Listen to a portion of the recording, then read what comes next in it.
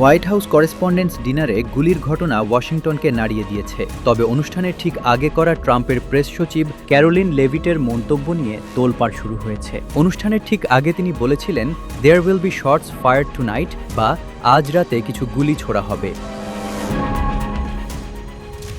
শনিবার রাতে Washington Hilton হোটেলের ব্যাংকোয়েট হলে আয়োজিত এই জমকালো অনুষ্ঠানে উপস্থিত ছিলেন রাজনীতিক, সাংবাদিক, তারকা ও বিভিন্ন গুরুত্বপূর্ণ ব্যক্তিত্বসহ ২,০০০-এরও বেশি আমন্ত্রিত অতিথি। এই হোয়াইট হাউস করেসপন্ডেন্টস ডিনারকে ঘিরে ঘটে যাওয়া আকস্মিক গুলির ঘটনায় পুরো শহর জুড়ে চাঞ্চল্যের সৃষ্টি হয়েছে।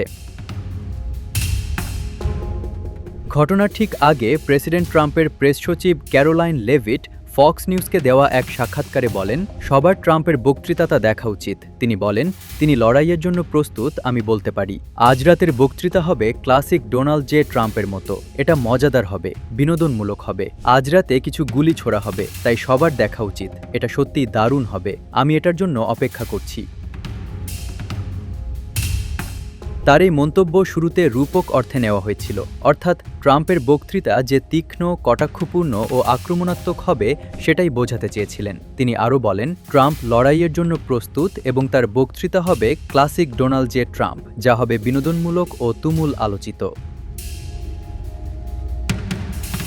তবে কয়েক মুহূর্ত পরই পরিস্থিতি ভিন্ন মোড় নেয়। অনুষ্ঠানের মাঝামাঝি সময়ে হঠাৎ করে ব্যাংকোয়েট হলের ভেতরে গুলির শব্দ শোনা যায়। এতে মুহূর্তেই আতঙ্ক ছড়িয়ে পড়ে। উপস্থিত অতিথিরা চিৎকার করে বলতে থাকেন, মাটিতে শুয়ে পড়ুন। অনেকে দ্রুত টেবিলের নিচে আশ্রয় নেন। আতঙ্কে হল জুড়ে বিশৃঙ্খলা তৈরি হয়, আর ওয়েটার সহ কর্মীরা নিরাপদ স্থানে সরে যাওয়ার চেষ্টা করেন।